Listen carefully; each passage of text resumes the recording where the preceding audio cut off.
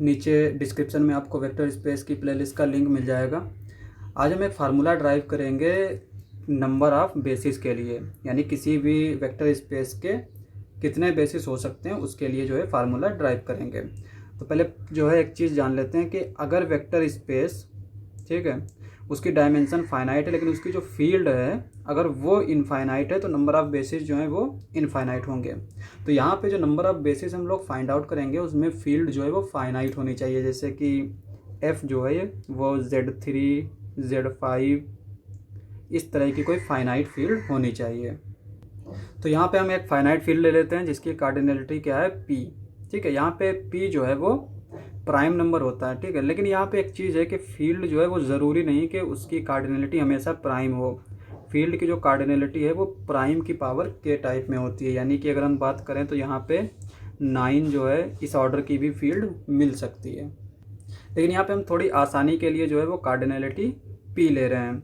अब यहाँ पे एक चीज़ जानते हैं कि वेक्टर स्पेस की कार्डिनलिटी क्या होती है, फील्ड की कार्डिनलिटी और उसकी पावर में डायमेंशन।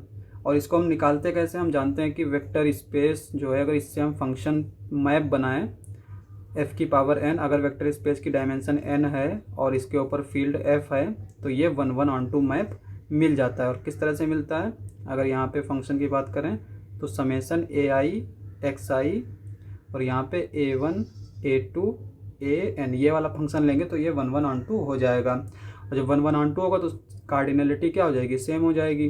तो इसी को हम यहाँ पे इस तरह से लिख रहे हैं। तो यहाँ पे वेक्टर स्पेस की कार्डिनलिटी क्या हो गई, कार्डिनलिटी ऑफ f की पावर डायमेंशन v। तो यहाँ पे हमने इसकी कार्डिनलिटी मान ली p की पावर n।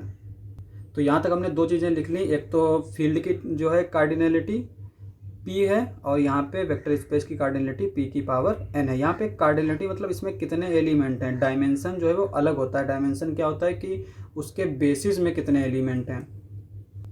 और बेसिस के बारे में हम जानते हैं कि जो लार्जेस्ट एलआई सबसेट होगा वेक्टर स्पेस का उसको हम बेसिस कह देते हैं, लार्जेस्ट एलआई सबसेट। या फिर पहले तो हम ये दो चीज़ें प्रूफ करते हैं कि एस इज एलआई, दूसरा क्या प्रूफ करते हैं L S is equals to V. इन दो कंडीशन से कहेंगे। या फिर अगर एस हमें ऐसा दे रखा है कि S is the largest LI subset of V, यानी इससे अगर हम बड़ा कोई सबसेट लेंगे जो तो वो एलआई नहीं होगा, तो भी हम कह सकते हैं कि वो हमारा बेसिस फॉर्म करेगा।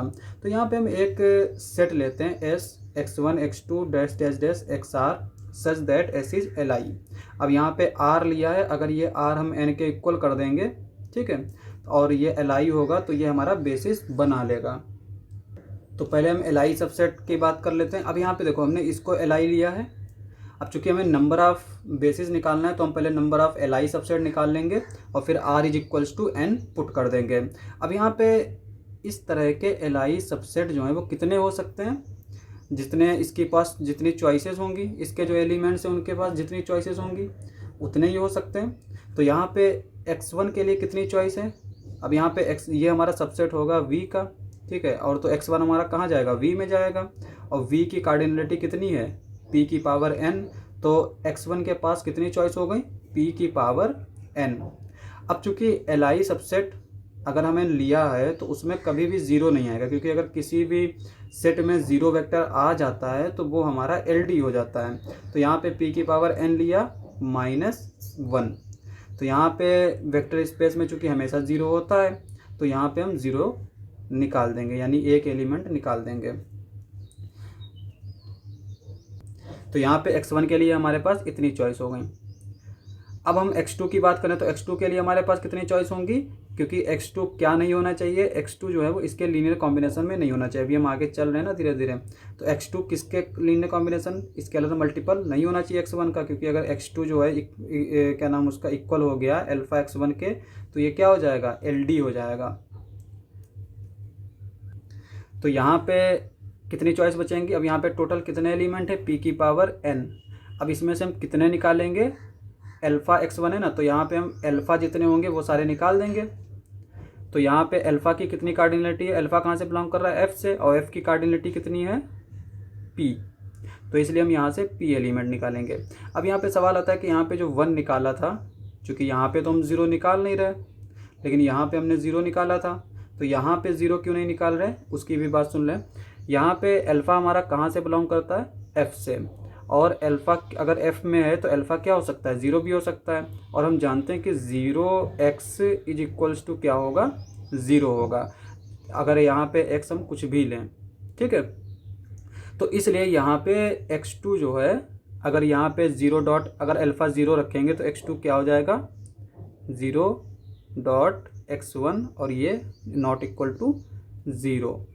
तो इसका मतलब ये हुआ कि x2 तो हमने ऑलरेडी ले लिया कि वो ज़ीरो के इक्वल नहीं होगा, अगर हमने ये लिया है कि अल्फ़ा जो है वो f में है। तो यहाँ पे इनबिल्ड है कि हमने p के साथ जो है वो ज़ीरो वेक्टर को भी निकाल दिया। अब अगर हम x3 की बात करें, ठीक है, अगर यहाँ पे s जो है वो सिंगलटन x1 रख रहा है तो इतनी चॉइस हो गई LI सेट के लिए। अगर x1 और x2 दो एलिमेंट हैं तो इतनी चॉइस हो गई। अभी आगे इनको मल्टीप्लाई करके डिवाइड कर देंगे। अब x3 की अगर हम बात करें तो x3 हमारा इसके पास कितनी चॉइस होंगी, x3 जो है वो इन दोनों के लीनियर कॉम्बिनेशन का नहीं होना चाहिए, यानी alpha x1 plus beta x2 के इक्वल नहीं होना चाहिए। तो यहाँ पे इसके लिए कितनी चॉइस हो जाएंगी, p की पावर n, यहाँ पे अल्फ़ा है, यहाँ पे बीटा है, तो यहाँ पे p इसके लिए चॉइस, p इसके लिए चॉइस, तो दोनों को मल्टीप्लाई करेंगे तो p की पावर 2 आ जाएगा। तो x3 के कितने चॉइस हो गई, p की power n minus p square. इस तरह से अगर हम आर्थ एलिमेंट देखें यानी XR के लिए देखें तो XR किसके इक्वल नहीं होना चाहिए, XR जो है इससे जो पहले के जितने भी एलिमेंट्स हैं उसके लीनियर कॉम्बिनेशन के इक्वल नहीं आना चाहिए। तो यहाँ पे इसके लिए कितनी चॉइस हो जाएंगी, p की पावर r माइनस p की पावर r माइनस 1, यहाँ पे r माइनस 1 स्केलर्स आएंगे। तो इस तरह से हमने सबकी चॉइस लिख ली।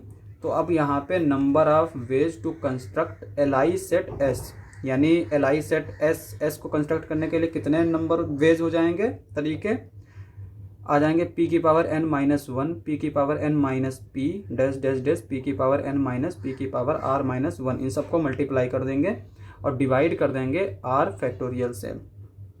अब यहाँ पे हमने r फैक्टोरियल से क्यों डिवाइड किया, अब यहाँ पे देखो हम एक चीज़ जानते हैं सेट के बारे में कि अगर सेट हमारा इस तरह से है x1 x2 और एक सेट हमारा इस तरह से है x2 x1, ठीक है।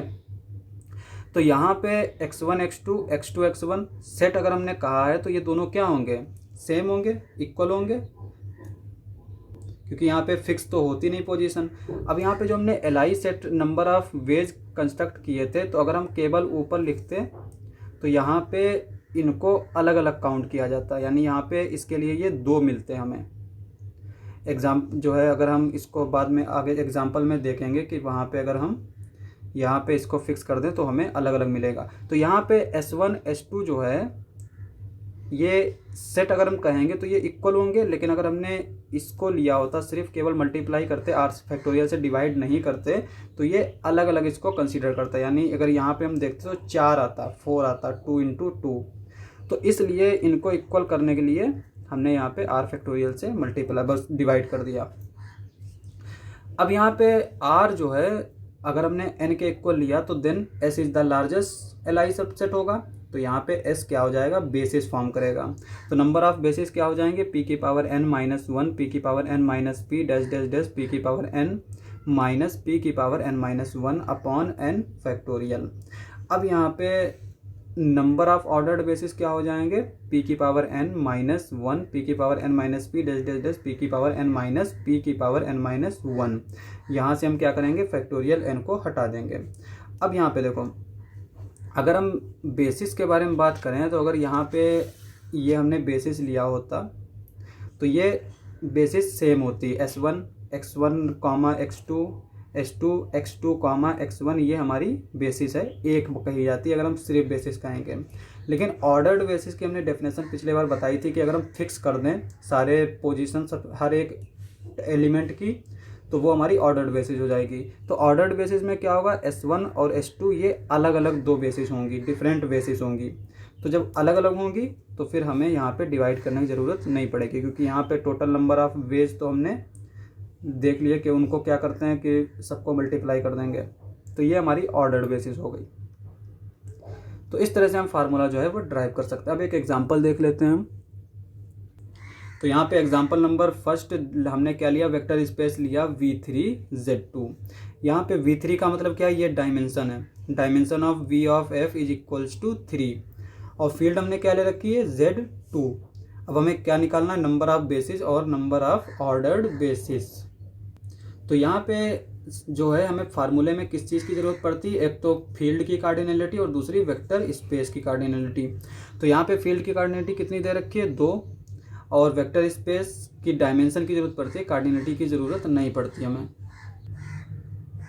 तो डायमेंशन हमारी कितनी दे रखी है, n इज इक्वल्स टू 3। अब हमें नंबर ऑफ बेसिस पता है, फार्मूला अभी हमने जो ड्राइव किया था वो हमारा ये फार्मूला था और यहाँ पे हम जानते हैं p क्या था, कार्डिनलिटी थी फील्ड की और n जो है वो डायमेंशन था। तो यहाँ पे हम n और f कार्डिनलिटी f जो है यानी p की वैल्यू पुट कर देंगे तो वो क्या हो जाएगा हमारा, यहाँ पे p है 2 की पावर 3 माइनस 1 2 की पावर 3 माइनस 2 2 की पावर 3 माइनस 2 की पावर 2। चूँकि यहाँ पे ये इससे जो है ना ये लेस रहेगा और वहीं पे हम रुक जाएंगे, ठीक है। डिवाइड करेंगे फैक्टोरियल 3 से, चूँकि हमें बेसिस निकालने हैं। तो यहाँ पे जब हम इसको सिंप्लीफाई करेंगे तो ये क्या आ जाएगा 7 इंटू 6 इंटू 4 अपॉन 3 फैक्टोरियल क्या होगा 3 इंटू 2 और यहाँ पे 6, ये 6 कैंसिल आउट हो जाएंगे इसके साथ, ये बचेगा 7 इंटू 4 और ये हो जाएगा 28। अब यहाँ पे नंबर ऑफ बेसिस तो निकल गए और नंबर ऑफ ऑर्डर्ड बेसिस क्या होते हैं, हमने फार्मूला देखा था कि वहाँ पे हम क्या करते हैं एन फैक्टोरियल से एन फैक्टोरियल को हटा देते हैं। तो यानी कि नंबर ऑफ बेसिस जो आए उसमें हम एन फैक्टोरियल से मल्टीप्लाई कर देंगे, एन फैक्टोरियल से जब मल्टीप्लाई करेंगे तो ये इसके साथ कैंसिल आउट हो जाएगा। तो यहाँ पे number of basis multiplied by n factorial, तो यहाँ पे नंबर ऑफ बेसिस कितने थे हमारे 28 निकल के आए हैं। तो यहाँ पे हम 28 पुट करेंगे और एन फैक्टोरियल यानी कि 3 फैक्टोरियल और 3 फैक्टोरियल क्या है हमारा 3 इंटू 2 यानी 6 और जब इसको हम मल्टीप्लाई करेंगे तो 28 को 3 से मल्टीप्लाई करेंगे तो हमारा 84 आएगा, फिर 84 को हम 2 से मल्टीप्लाई करेंगे तो 168 आ जाएगा, ठीक है। तो इस तरह से हम यहाँ पे बेसिस फाइंड आउट कर सकते हैं। अब नेक्स्ट लेक्चर में हम जो है सब स्पेस के लिए फार्मूला ड्राइव करेंगे कि वहाँ पे हम नंबर ऑफ सब स्पेस कैसे फाइंड आउट कर सकते हैं। तो आज के लिए बस इतना ही। अगर आपको हमारा वीडियो अच्छा लगे तो हमारे चैनल को सब्सक्राइब करें। मिलते हैं अगली वीडियो में।